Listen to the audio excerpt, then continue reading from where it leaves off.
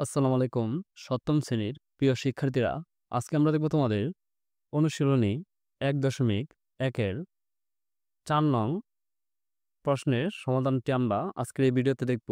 গত ক্লাসে আমরা দেখেছিলাম ৩ নং পর্যন্ত আমরা সবগুলো ভিডিও সমাধান দেওয়া হয়েছে। যারা দেখো নাই, ভিডিওর প্লেলিস্ট থেকে সবগুলো ভিডিও দেখতে পারো। আজকে আমরা দেখব ৪ নং প্রশ্নের সমাধান। নিচের সংখ্যাগুলোকে কোন ক্ষুদ্রতম সংখ্যা দ্বারা ভাগ করলে ভাগফল পূর্ণবর্গ সংখ্যা হবে? এই নিয়মটি হচ্ছে এই ৩ নংয়ের নিয়মের মতোই সেম। প্রথমে আমরা এখানে তোমাদের ক, খ, গ ৩টি প্রশ্ন আছে। আমরা ৩টি সমাধানই আজকের এই ভিডিওতে সমাধান করব ইনশাআল্লাহ। প্রথমে আমরা দেখব ক। দেখো ৯৭২, এটি আমরা দেখব। চলো আমরা দেখে নেই।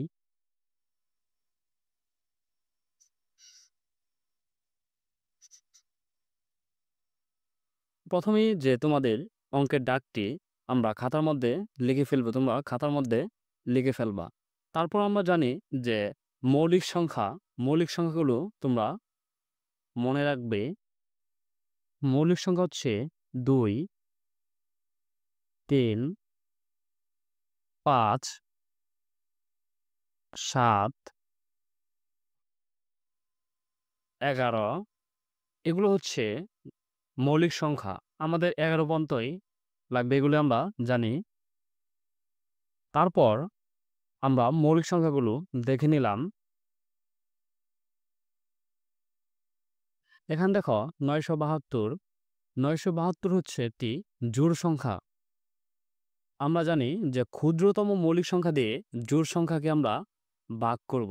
দেখো ৯৭২কে ২ দিয়ে ভাগ করলে আমরা প্রথমেই, যেহেতু আমাদের ক্ষুদ্রতম সংখ্যা, তাহলে আমরা প্রথমে ২ দিয়ে ভাগ করব। তাহলে আমরা দেখো ২ দিয়ে ভাগ করলে পেয়েছি ৪৮৬। তারপর দেখো ৪৮৬ হচ্ছে একটি জোড় সংখ্যা। তাহলে আমরা জোড় মৌলিক সংখ্যা দিয়ে ভাগ করতে পারি। তারপর আমরা আবার ২ দিয়ে ৪৮৬কে ভাগ করলে পাই ২৪৩। ২৪৩কে আমরা, দেখো এটি হচ্ছে বেজোড় সংখ্যা। বেজোড় সংখ্যা জোড় মৌলিক সংখ্যা দিয়ে ভাগ করা যায় না, আমরা জানি। তাহলে আমরা কি করব? তারপরে দেখব আমরা আমাদের মৌলিক সংখ্যা হচ্ছে ৩। আমরা ৩ দিয়ে চেষ্টা করব। তারপর দেখো আমরা যদি এখানে ২৪৩ ভাগ ৩ দেই, হচ্ছে ৮১। তাহলে আমরা ৩ দিয়ে ভাগ করতে পারি ৮১। তারপর দেখো ৮১ হচ্ছে একটি বেজোড় সংখ্যা। তাহলে আমরা আবার এই ৩ দিয়ে দেখব। ৩ দিয়ে ভাগ যায়, তাহলে ৮১কে আমরা ৩ দিয়ে ভাগ করলে পাই ২৭। ২৭কে আবার ৩ দিয়ে ভাগ করলে ৯। ৯কে ৩ দিয়ে ভাগ করলে আমরা ৩ পাই। ৩ তিরিকে ৯। তাহলে আমরা যতক্ষণ পর্যন্ত আমাদের এই ক্ষুদ্রতম মৌলিক সংখ্যা না আসবে, ততক্ষণ পর্যন্ত আমরা ভাগ করতেই থাকব। আমরা এখন সংখ্যা পেয়েছি ১টি, ২টি, ৩টি, ৪টি, ৫টি, ৬টি, ৭টি। আমরা এই ৭টি সংখ্যা পেয়েছি। আমরা এই ৭টি সংখ্যা তারপর গুণাকারে এখানে লিখে ফেললাম।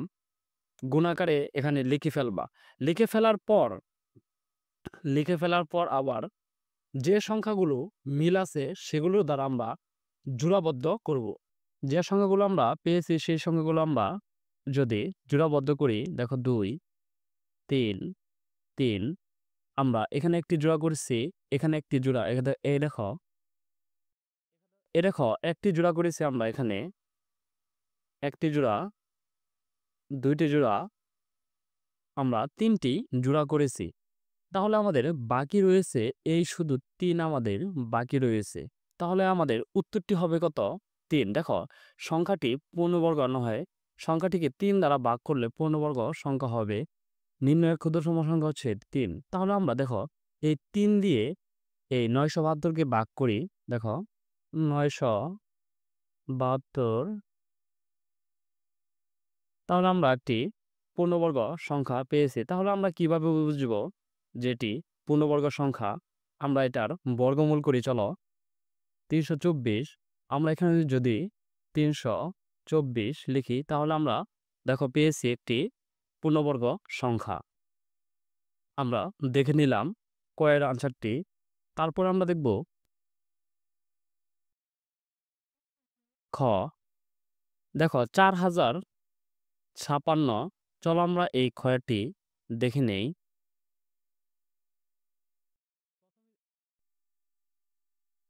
প্রথমে তোমরা এই সংখ্যাটি খাতার মধ্যে লিখে ফেলবে আগের নেই।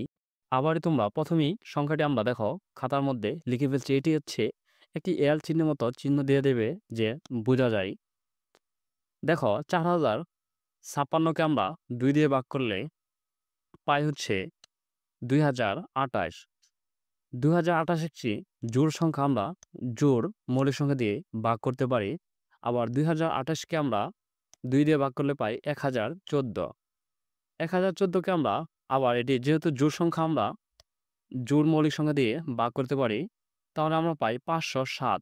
দেখো এখানে 7 আছে, 7 একটি বিজোড় সংখ্যা, তাহলে আমরা এই 2 দিয়ে ভাগ করতে পারি না। তারপর আমরা দেখব কি বেজোড় কি আছে। বেজোড় 3 সংখ্যা আছে, এই 3 দিয়ে আমরা ভাগ করব মৌলিক সংখ্যা। এই 3 দিয়ে ভাগ করলে আমরা পাই হচ্ছে 169। 69কে আমরা 13 দিয়ে ভাগ করলে পাই 13। তারপর দেখো আমরা সংখ্যা পেয়েছি 1টি, 2টি, 3টি, 4টি, 5টি, 6টি। এখন আমরা এই সংখ্যাগুলো গুণাকারে লিখে ফেলব।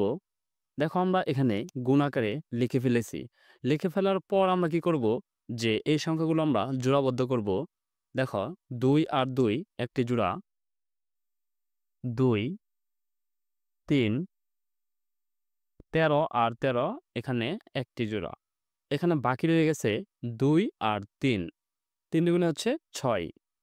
আমাদের উত্তরটি হবে কত? এটি হবে আমাদের উত্তর 3 দুগুণে 6। দেখো সংখ্যাটি পূর্ণবর্গ নয়, সংখ্যাটিকে 2 এবং 3 দ্বারা গুণ করলে 6, ভাগ করলে পূর্ণবর্গ সংখ্যা, 6 দ্বারা ভাগ করলে পূর্ণবর্গ সংখ্যা হবে। নির্ণয়ের ক্ষুদ্রতম সংখ্যা হচ্ছে 6। আমরা এই 6 পেয়েছি। এখন আমরা কিভাবে, দেখো আমরা ক্যালকুলেটরে দেখে নেই। 4056কে আমরা ভাগ করব 6 দিয়ে। 6 দিয়ে ভাগ করলে আমরা পাই 676। এই 676কে আমরা আবার বর্গমূল করি। চলো 676কে আমরা, তাহলে আমরা একটি পূর্ণ বর্গ সংখ্যা বর্গমূল পেয়েছি। তাহলে আমাদের উত্তরটি সঠিক। তারপর আমরা দেখব গ 21952। তবে আমরা এই গয়ের উত্তরটিও দেখে নেই।